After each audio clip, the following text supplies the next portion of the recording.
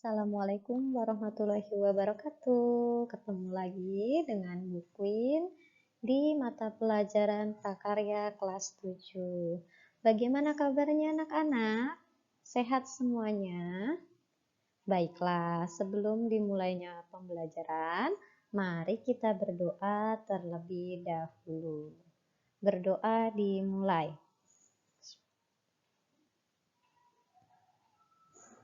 Selesai. Terima kasih anak-anak. Hari ini siapa yang tidak hadir?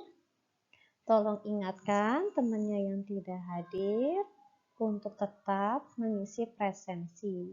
Bagi yang hadir juga tetap mengisi presensi yang ada di Google Classroom kalian.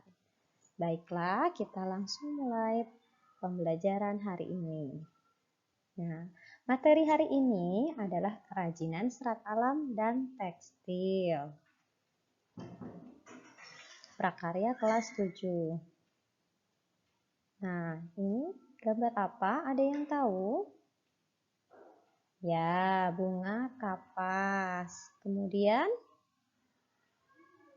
ya, serat dari apa? Domba, betul. Lalu ada serat dari buah kelapa. Nah, yang terakhir apa ini? Ya, daun nanas. Nah, kompetensi dasar dan indikator pencapaian kompetensinya bisa kalian baca. Kompetensi dasarnya ada 3.1, memahami pengetahuan tentang jenis, karakter, dan teknik pengolahan serat alam dan tekstil. Dan 4.1, menentukan jenis bahan dan teknik pengolahan serat alam dan tekstil yang sesuai dengan potensi daerah setempat. Indikator pencapaian kompetensinya ada 7. Yang pertama menjelaskan pengertian serat alam, kedua mengidentifikasi jenis serat alam, ketiga mendeskripsikan karakteristik serat alam untuk membuat kerajinan. Yang keempat menjelaskan fungsi kerajinan serat alam. Nah, sampai di situ dulu ya untuk indikator pencapaian pada pertemuan hari ini. Kita lanjut. Ada yang tahu gambar apa ini? Ya, ini gambar keset yang suka ada di depan pintu. Nah, kira-kira terbuat dari apa ya? Ada yang tahu? Ya, betul. Ini terbuat dari serat kelapa. Nah, apa yang kalian ketahui tentang kerajinan serat alam? Silahkan langsung chat ya. Nah, serat alam apa yang paling mudah ditemui di daerah kalian? Macam-macam. Ada serat kelapa, ada serat daun nanas, ada serat kapas, dan lain sebagainya. Nah, ini ada artikel, Ibu menampilkan artikel mengenai cerita Yohan Wijaya, pria asal Pangandaran yang raup untung 8 miliar dari serabut kelapa. Banyak gak 8 miliar itu? Banyak sekali ya. Iya, silahkan nanti kalian cari-cari lagi cerita yang menginspirasi ya.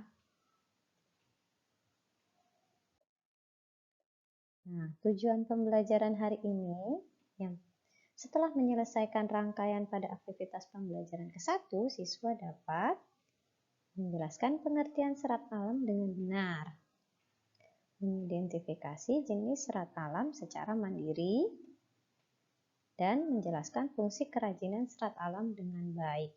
Tapi Ibu mau tanya, ada nggak sih yang masih ingat pertemuan minggu lalu kita membahas tentang apa? Iya, minggu lalu kita membahas mengenai aspek-aspek dari mata pelajaran prakarya. Ada aspek apa saja?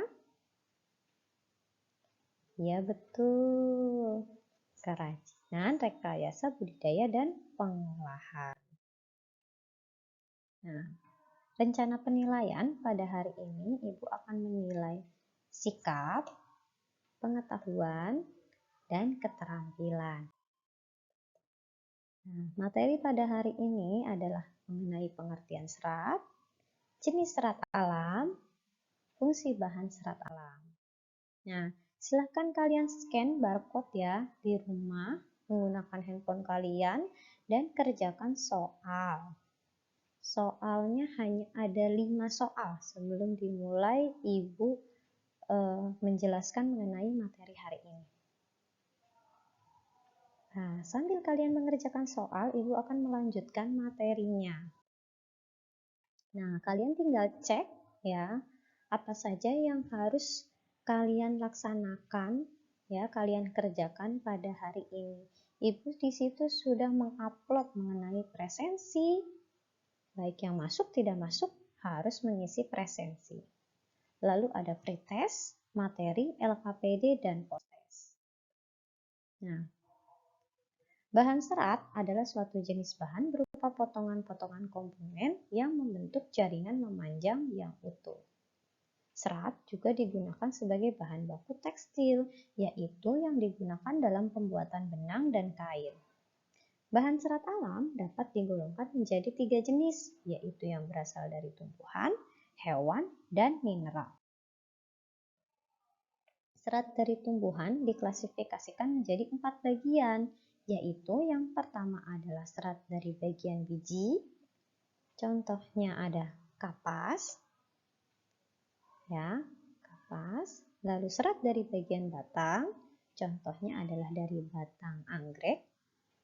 Serat dari bagian daun, contohnya ada daun rami dan daun nanas. Lalu ada serat dari bagian buah, yaitu dari serat buah kelapa. Nah, sekarang kalian simak ya video yang akan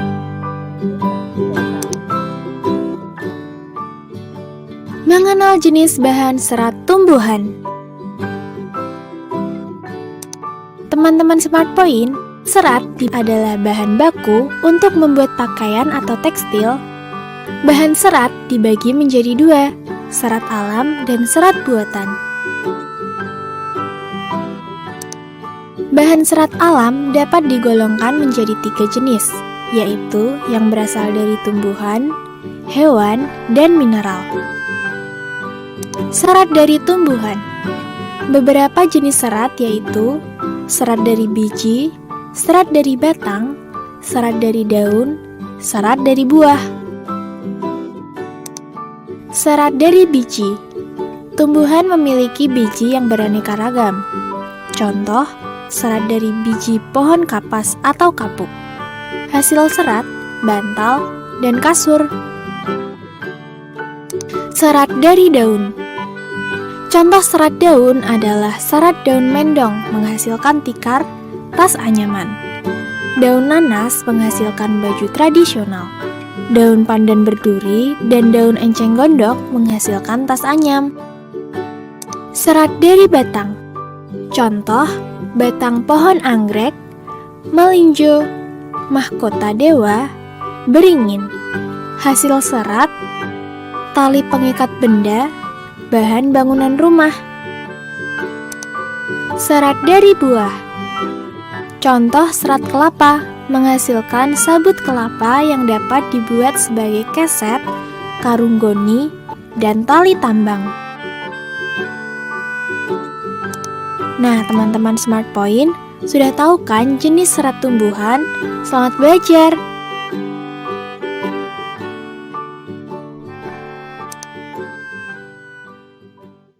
Nah, bagaimana anak-anak sudah paham semuanya ya? Sudah jelas sekali videonya. Silahkan nanti bagi yang ingin mengulang bisa lihat kembali di Google Classroom kalian, yaitu tentang materi. Selanjutnya, serat dari biji contohnya apa tadi? Ya, kapas. Nah, serat dari batang contohnya batang anggrek dan batang melinjo. Serat dari daun, nah, betul sekali. Daun apa ini? Eceng gondok. Ini pandan berduri. Dan dari daun, ya daun nanas. Serat dari buah, ya ada serat kelapa. Serat dari hewan, selanjutnya ya, serat dari hewan diklasifikasikan menjadi dua bagian, yaitu serat stempel, contohnya dari domba, dan juga serat dari filamen, contohnya dari ulat sutra. Betul. Lalu serat stempel yaitu serat dari rambut hewan, umumnya pendek seperti domba, alpaka, dan unta. Ini contohnya. Lucu-lucu ya. Nah, sedangkan serat dari filamen yaitu serat berbentuk jaringan dan panjang, contohnya adalah larva ulat sutra. Nah, fungsi bahan serat alam yang pertama adalah karya kerajinan sebagai benda pakai. Yang dimaksud dengan benda pakai yaitu kerajinan digunakan untuk keperluan praktis, diantaranya tempat pakaian, tas, dompet, keset, jaket, dan yang lainnya, atau dikenakan sebagai pelengkap busana.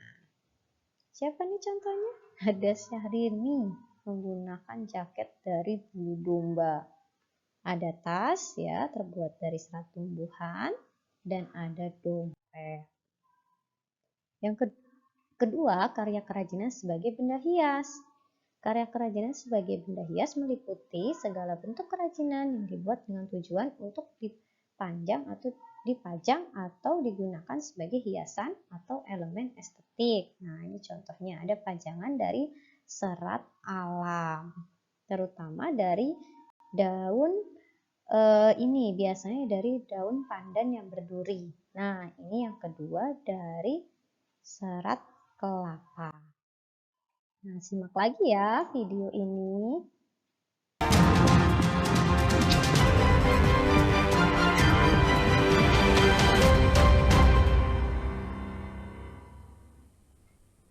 Saudara, seorang pria di Kediri sukses menjadi eksportir kerajinan pot bunga berbahan serabut kelapa. Dengan peralatan produksi sederhana, ia mampu mengekspor 15.000 pot bunga dengan keuntungan puluhan juta rupiah per bulan.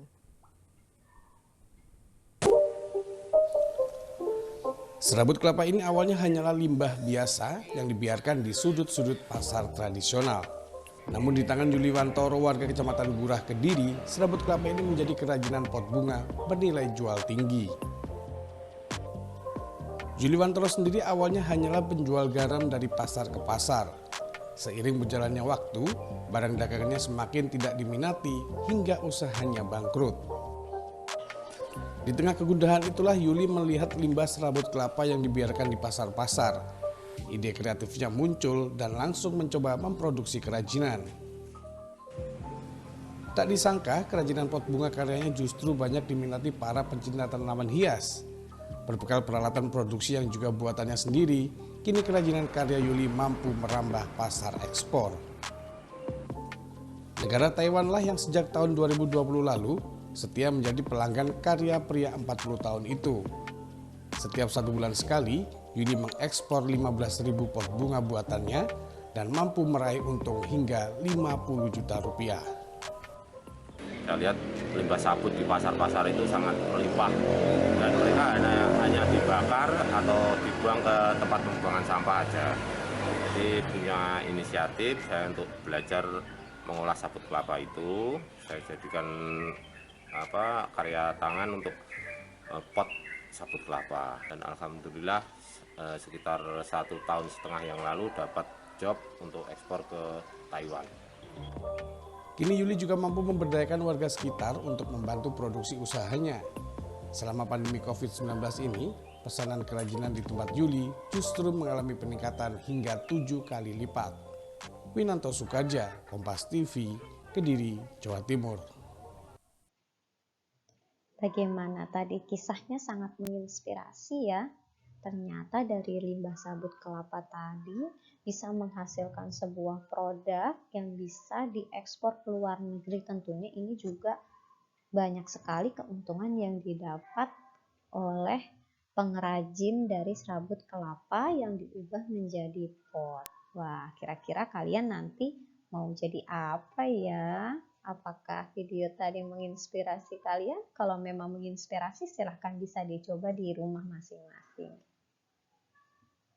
Nah, tadi menyimak video dan identifikasi masalah pemanfaatan serat alam sesuai potensi daerah. Tuangkan pada LKPD mind mapping. Nah, ini adalah LKPD-nya, silahkan nanti dibaca. Baca ya, sudah ada juga di Google Classroom kalian. Silahkan setelah pembelajaran Ibu langsung kalian kerjakan. Nah, bisa didiskusikan dengan kelompok kalian. Nah, ini ada identifikasi fungsi kerajinan serat alam. Lalu ada mind mapping-nya. Silahkan dilengkapi dan dikerjakan. Berkelompok ya nak ya, walaupun sedang pandemi tetap boleh belajar kelompok.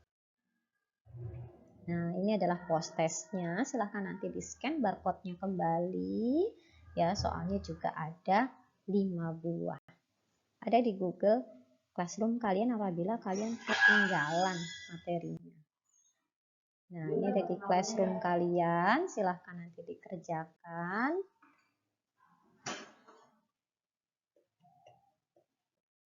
Nah, ada yang bisa memberikan kesimpulan pada pelajaran hari ini?